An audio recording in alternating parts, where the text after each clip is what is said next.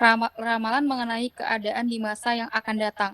Itu yang ceteris paribus kan, Pak? Ya, ceteris paribus itu apa maksudnya?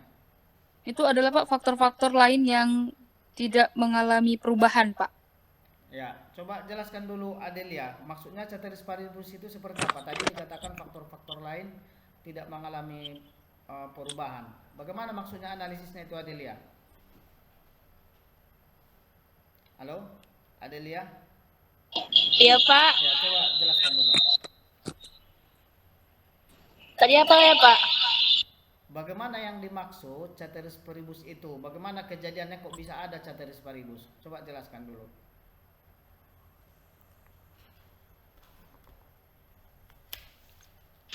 Kurang jelas Pak suaranya Pak. Ceteris paribus itu bagaimana apanya? Maknanya. Kenapa tadi disebutkan si Bella ada ceteris paribus ya? Nah, bagaimana prosesnya itu kok bisa ada ceteris paribus?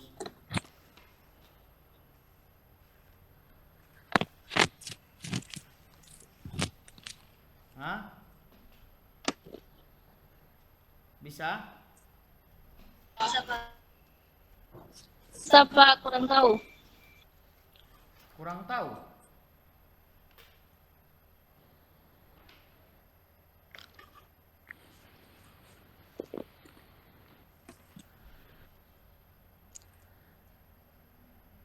Yang lain?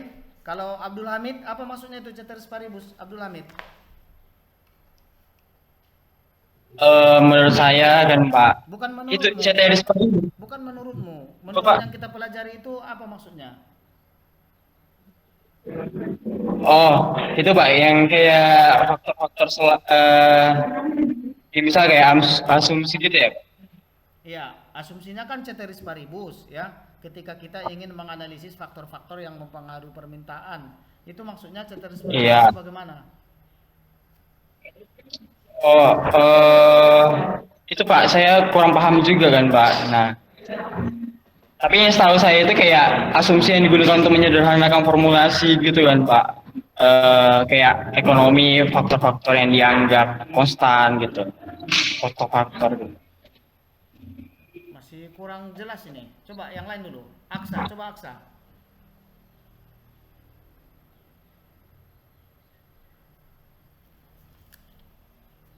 Kalau mau sepengetahuan Aksa seperti apa? Saya juga kurang paham, Pak. Wah, bagaimana ini? Ah, Nuraditya, Iya Pak. nah, coba jelaskan. Bisa?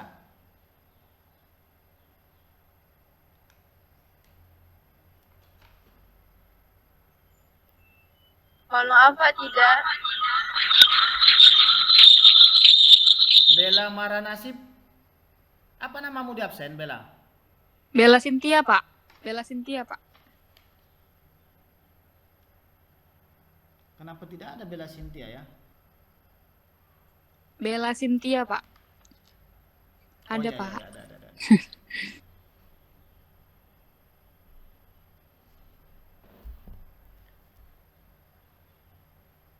Tidak ada yang bisa jelaskan ya, ceteris paribus itu seperti apa? Pak, boleh saya ulangi lagi Pak?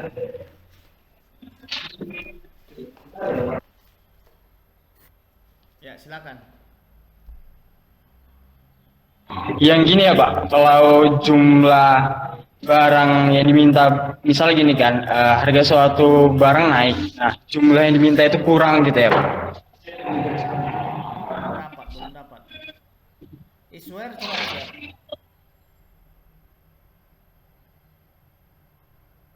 Iswer, bagaimana yang dimaksud dengan ceteris paribus?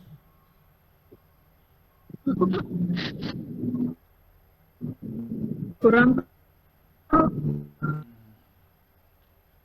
Bagaimana mau kita lanjutkan materi kita kalau materi pertama tidak ada yang bisa memahaminya begitu ya?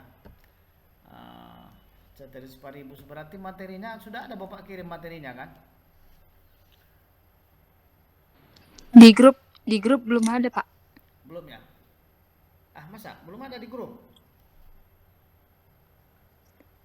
Belum Pak, sama itu Pak, materi yang nanti dibagikan untuk tugas kelompok juga belum dibagi Pak di grup Pak. Oh belum ya. Coba Pak lihat dulu ya. Kenapa hilang ya?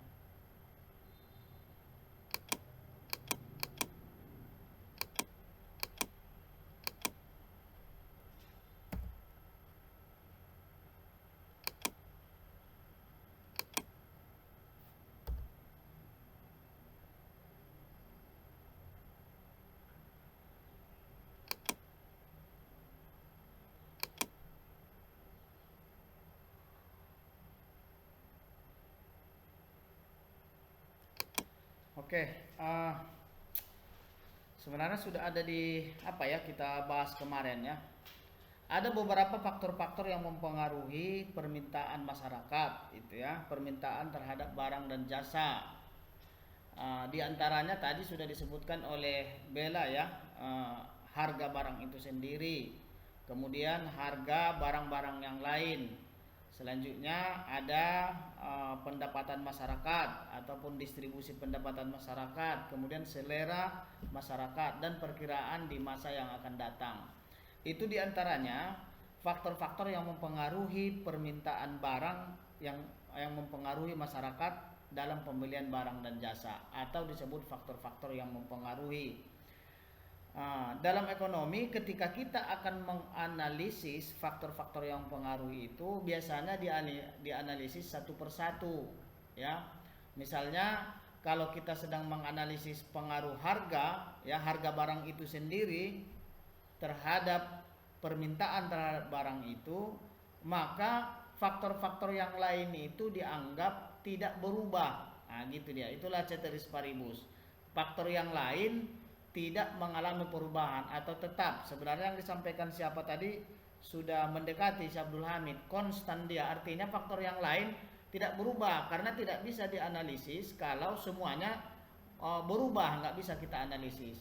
Jadi kalau kita sedang menganalisis pengaruh harga barang itu sendiri terhadap permintaan barang itu, maka faktor yang lainnya itu dianggap tidak berubah atau tetap ya tidak berubah. Apa itu? Misalnya harga barang substitusinya tidak berubah, tidak semakin murah, tidak mahal. Selera orang juga tetap ya.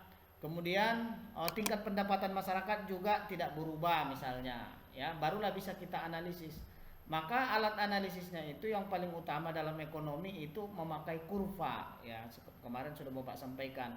Kurva itu yang vertikal menunjukkan harga, yang horizontal menunjukkan kuantiti atau jumlah barang yang diminta. Maka nanti akan kelihatan ya hubungan antara harga barang itu sendiri dengan permintaan barang, maka dia berhubungan negatif.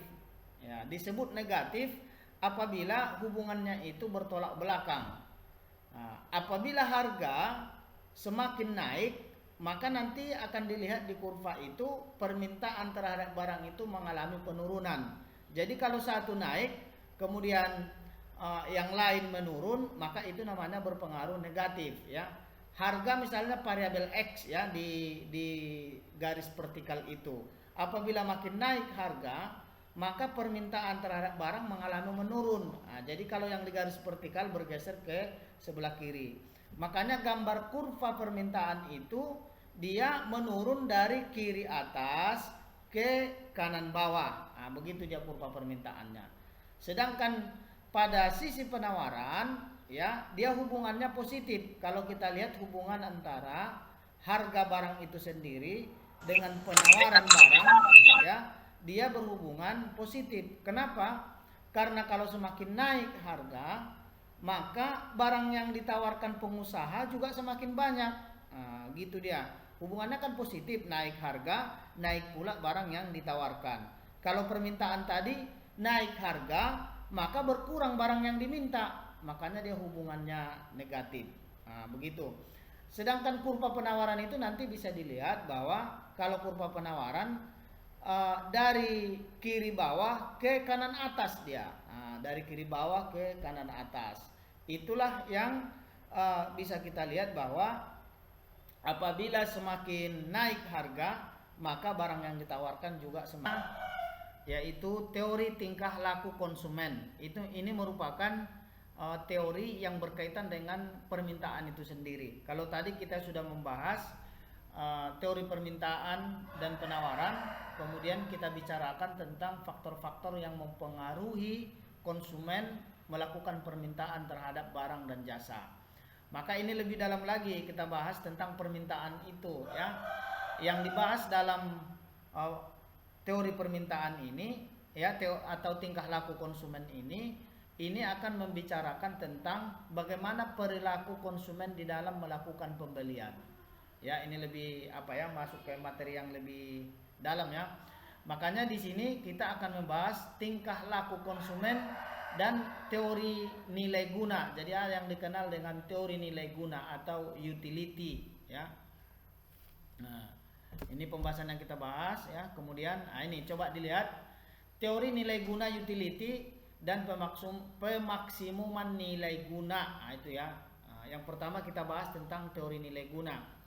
Analisis teori tingkah laku konsumen paling tidak itu menjelaskan kepada kita, ya, alasan para pembeli untuk membeli lebih banyak barang. Nah, jadi kan kalau tadi kan hanya harga, ya. Kemudian di sini ada lagi apa alasan yang kuat, ya, para pembeli itu ingin membeli lebih banyak barang pada harga yang lebih rendah. Kemudian mengurangi pembeliannya pada harga yang tinggi. Nah, kemudian satu lagi ini akan teori tingkah laku konsumen juga memberikan penjelasan kepada kita bagaimana seorang konsumen menentukan jumlah dan komposisi dari barang yang dibeli dari pendapatan yang diperolehnya. Karena barang kan tidak selalu cuma satu jenis yang akan dibeli. Tetapi biasanya kita akan melakukan pembelian barang itu kan bermacam-macam, ya.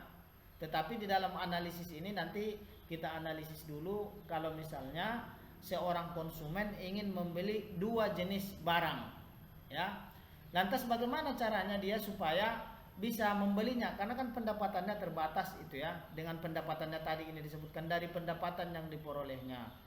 Dengan pendapatan dia, ya, bagaimana dia membelanjakan terhadap barang, ya. Kalau cuma satu barang mungkin bisa dibelikannya, ya, untuk memuaskan dia, dibelikannya aja semua uangnya kepada barang yang satu jenis itu. Tetapi kalau misalnya barang itu lebih dari 1, lebih dari 2, sementara pendapatannya sama, ya, bagaimana dia membagikan barang itu untuk membeli barang yang berbeda jenis dan memberikan kepuasan maksimum terhadap dia. Nih, selanjutnya teori tingkah laku konsumen dibedakan dalam 2 macam, biasanya begitu, ya. Pertama, pendekatan nilai guna kardinal. Nah, jadi begini maksud Bapak ulang, ya. Nilai guna itu orang kan ingin membeli barang itu karena ada nilai guna terhadap dirinya. Ada utility-nya, ya, karena ada keperluannya. Maka kegunaan yang pertama itu atau nilai guna yang pertama itu bisa kita lihat pendekatannya adalah nilai guna kardinal. Nilai guna kardinal itu manfaatnya itu atau kenikmatan yang didapatkan oleh seseorang ketika dia ingin membeli barang bisa dinyatakan secara angka-angka atau bisa dinyatakan secara kuantitatif, bisa dijumlahkan dengan angka, ya. Dia membeli barang, nilai gunanya, ya, misalnya dia 10 barang dia baru puas, ya, baru dia maksimum tingkat kepuasannya. Dibelinya 5, itu baru dia bisa merasakan kenikmatan terhadap barang yang dinikmatinya, kan begitu, ya. Bisa dikuantitatifkan, bisa dengan jumlah, ya. Kemudian satu lagi, nilai guna itu bisa dilihat dari nilai guna ordinal, ya. Kalau ordinal ini berarti tidak kuantitatif, artinya bahwa kepuasan orang, kenikmatan orang atau manfaat yang didapatkan orang tidak terkira dengan angka-angka, tidak bisa dikira dengan kuantitatif. Nah, jadi ada 2 macam, pendekatannya kardinal, kuantitatif, atau pendekatannya dengan ordinal atau tidak bisa dikuantifikasikan. Ya kan, misalnya begitu, ya. Setiap orang kan pasti beda, ya, melihat sesuatu itu. Bagaimana enaknya punya mobil A. Nah, itu kan nggak bisa dikuantifikasikan itu kan. Jadi karena itu berkaitan dengan individu dan perasaan orang. Senangnya dia bisa membeli. Betapa nikmatnya dirasanya ketika dia mendapatkan sesuatu barang yang diinginkannya. Nah, jangan ribut Nona, ayah lagi ngajar loh Sultan. Sultan, di depan aja dulu nak ya. Nah, oke. Jadi tidak bisa ya, tidak bisa kita kuantifikasikan hal-hal yang seperti itu. Ya. Jadi ada dua pendekatan, ada pendekatan ordinal maupun pendekatan kardinal. Bisa dipahami sampai di situ? Dapat Pak, dapat. Oke. Bisa, Pak. Kemudian tingkah laku konsumen untuk memilih barang-barang ya dalam rangka untuk memaksimumkan kepuasan itu nanti bisa kita lihat di kurva kepuasan sama. Jadi kurva kepuasan sama itu nanti akan menggambarkan bagaimana konsumen ya memaksimumkan kepuasannya dengan mendapatkan barang yang berbeda. Nah, macam tadi itu kan Bapak misalnya 2 gitu ya. Bagaimana kombinasi antara 2 barang itu supaya dia bisa memuaskan terhadap dirinya atau memberi manfaat yang maksimum untuknya. Karena kan dia punya uang yang terbatas sementara barang yang dibelinya lebih dari 1. Lantas bagaimana dia membelanjakan uangnya ya? Berapa barang A, misalnya barang A, barang B. Nah, kalau 2 barang misalnya kita analisis. Jadi kecenderungan konsumen itu dengan kepuasannya, dengan kemampuan keuangannya, dia akan mengkombinasi antara barang A dengan barang B. Ya, misalnya gini, dia dapat barang A, bisa menikmati barang A, tapi dia bisa juga mendapatkan barang B walaupun uangnya tetap jumlahnya sama. Nah, jadi kombinasi itulah yang dilihat seberapa banyak barang A yang bisa dibelinya, kemudian sisanya seberapa banyak barang B yang dibelinya yang memberikan kepuasan atau memberikan manfaat maksimum terhadap dirinya. Itu nanti di kurva, namanya kurva kepuasan sama, bisa kita analisis ya. Oke, kemudian kita bicara tentang teori nilai guna ya. Utility. Ada yang dikenal namanya nilai guna total ya, mengandung arti jumlah seluruh kepuasan yang diperoleh dari mengkonsumsikan sejumlah barang tertentu. Jadi nilai guna total ini ya, total utility yang didapatkan itu adalah nilai maksimal, nilai keseluruhan yang didapatkannya ketika dia ingin mengkonsumsi suatu barang. Nah, itu nilai totalnya. Kemudian ada yang dikenal dengan nilai guna marginal. Nilai guna marginal ini atau disebut dengan marginal utility ya. Marginal utility ini dia dilihat ya kepuasannya itu dihitung dari pertambahan suatu barang yang didapatkannya ataupun pengurangan dari suatu barang itu.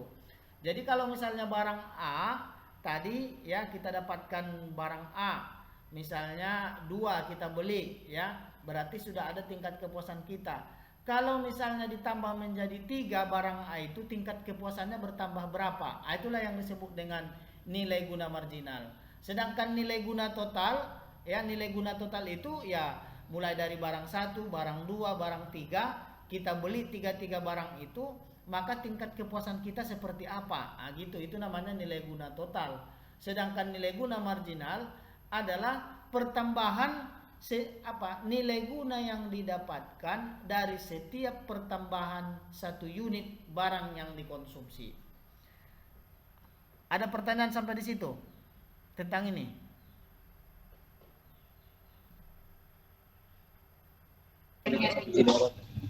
Bisa dipahami? Bisa Pak. Perbedaan antara nilai guna total dengan nilai guna marginal? Bisa, Pak. Apa bedanya nilai guna total dengan nilai guna marginal? Apa bedanya?